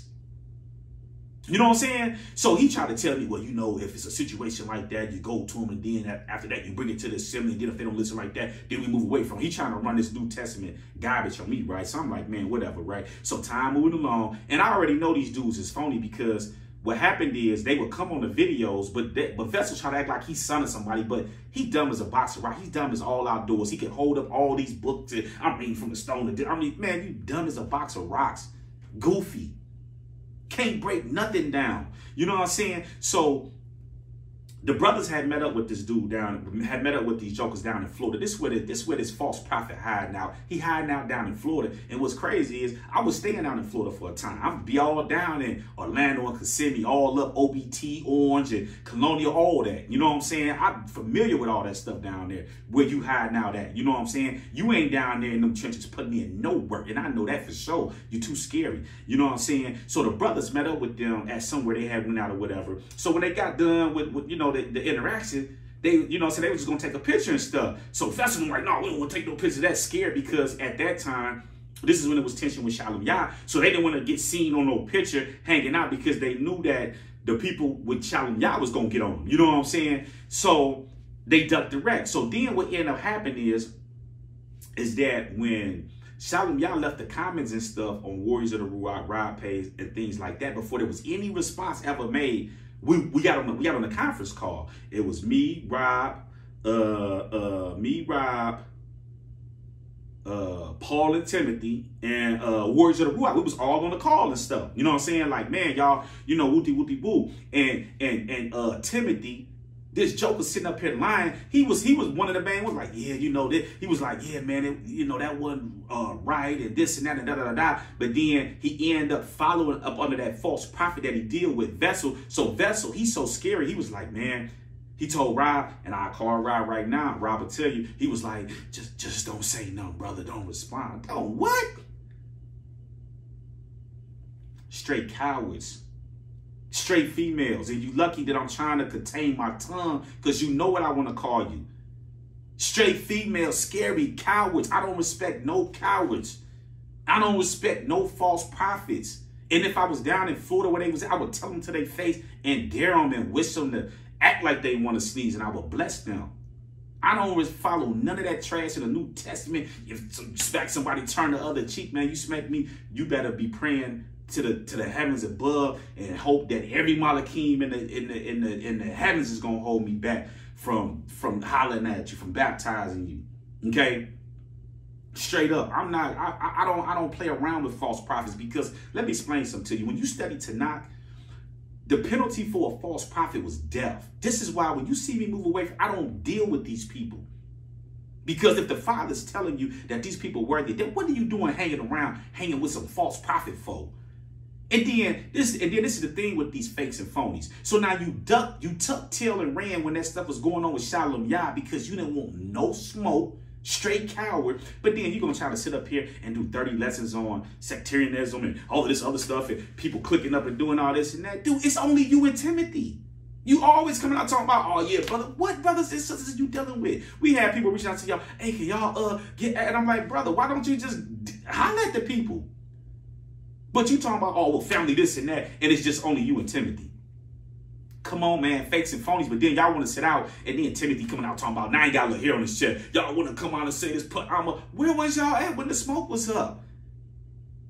Tucked tail, ran, and sat in the bleachers. And let me say this. I got more respect for them brothers and sisters over there in Shalom Yah than I got for these weasels, these fakes and phonies, these cowards, the scum of the earth. Let me tell you something. In life, when you have enemies or whatever the case may be, these people are not the problem, because there's always a line drawn in the sand. You're going to stay on your side. I'm going to stay on my side. And then if we have to, somebody get on somebody's side, we're going to clash like titans. You see what I'm saying? So, but these people are not really the worry, because you're not dealing with them. The people you have to watch out for is these weasels like Tales from the Crypt, people who try to play the 50, who really don't even really deal with you. Or not really dealing with you, but just trying to come in and spy out and see, oh, they doing it like this and that, and trying to work against you. Okay? This is why I got these different mechanisms that I'm putting in place now, because I already know and understand. And I knew it back then. But see, one thing about me, and like I told the brethren, I have to allow them to come to the knowledge of this stuff on their own. I can't think for them. You know what I'm saying? I already know these dudes is funny. Let me tell you something.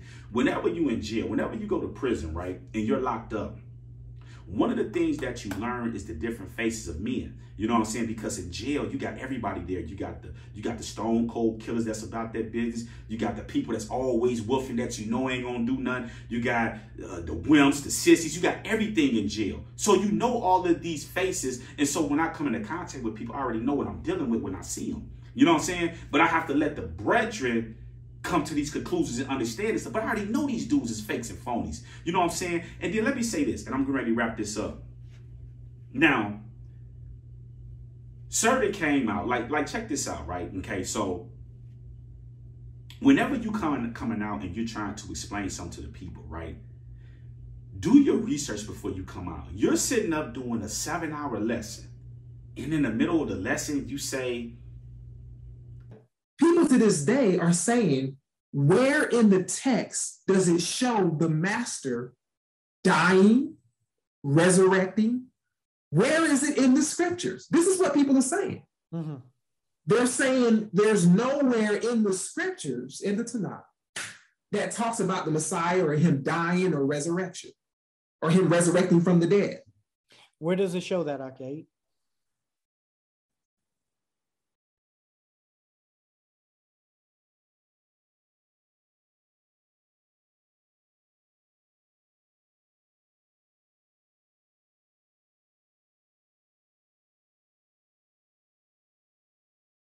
You coming to try to debunk what brothers and sisters done said about, or the brethren done said about Isaiah 53 being about the servant, and then you talking about where is this at? Like, bro, like, come on, man.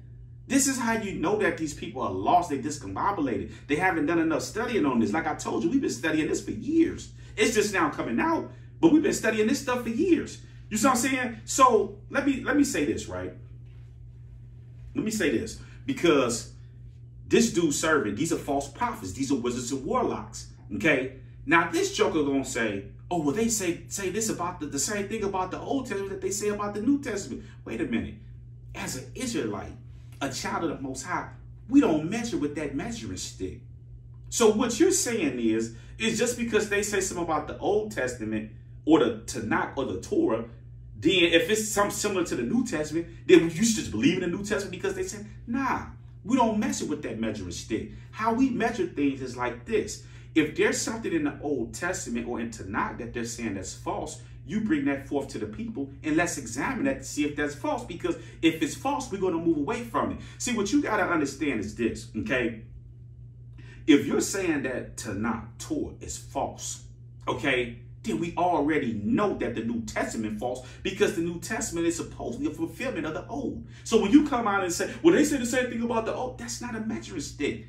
If you believe that the Old Testament or Tanakh is fake, then you know that the New Testament is fake because it cannot be for a fulfillment of something that's fake. So you're on the same side of us as us. But if you're saying, I believe that the Tanakh is true, which you have to be saying you believe is true. If you believe in the New Testament, believe that it's a fulfillment of the Old, then why would you come out and sow that type of seed in the minds of the people in order to get them to close their eyes and believe in these lies? Okay, why haven't y'all come out and deal with the false fulfillment prophecies in the book of Matthew? And I would just tell you one, an easy one that everybody should know is when he said he called his son out of Egypt.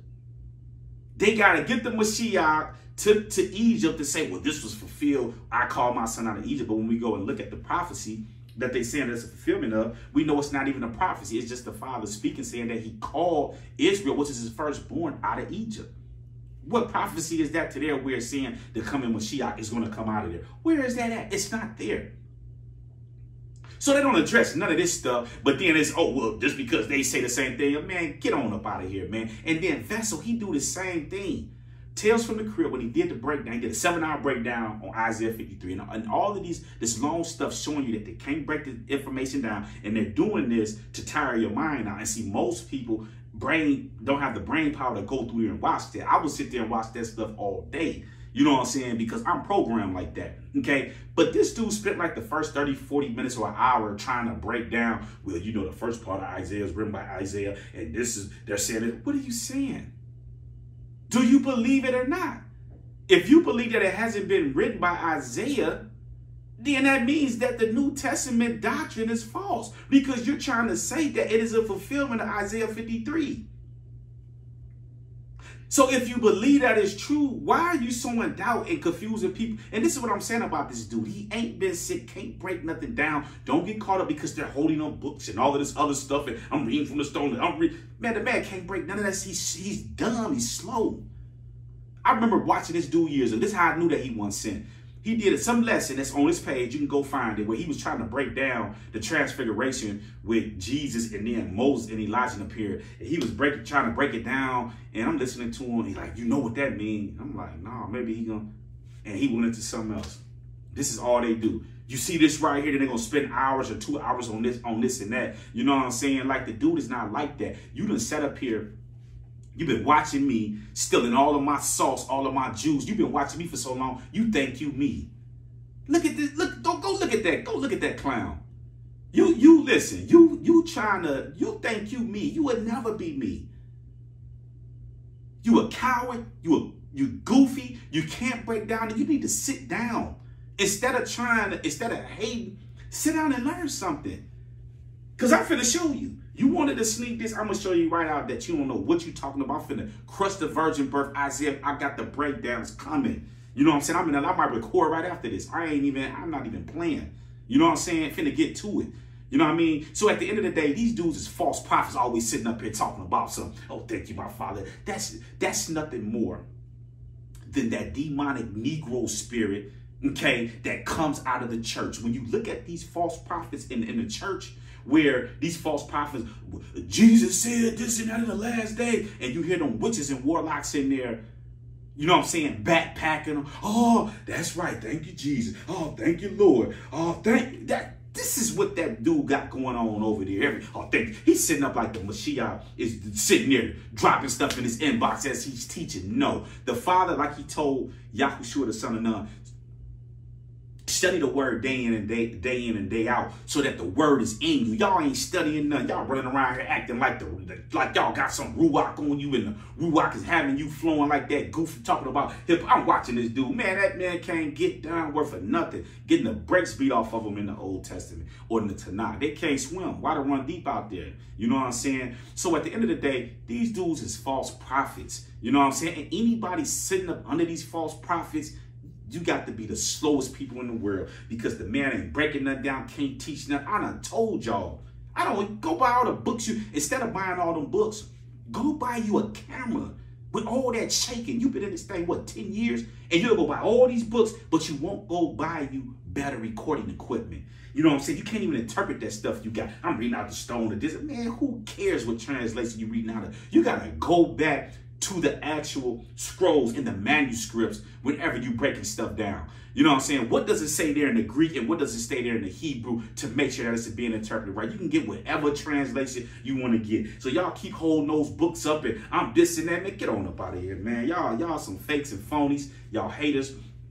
And like I told y'all, all they do is sit back and watch the real men of Yahuwah. You know what I'm saying? Ain't nobody thinking about them. All of these people, let me tell you something. All of these people that we got rid of, guess what? We still ticking. You know what I'm saying? What they doing? Nothing. Ain't doing nothing. All of these people, I've been sick this and I'm doing this and I'm doing that. Look at these people. Where they at? Beat down. Because they ain't been sent.